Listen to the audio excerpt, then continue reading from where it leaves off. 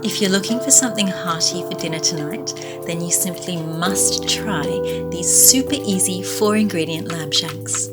All you need is a little bit of orange marmalade, a packet of French onion soup mix, some water, rosemary sprigs, and 4 lamb shanks.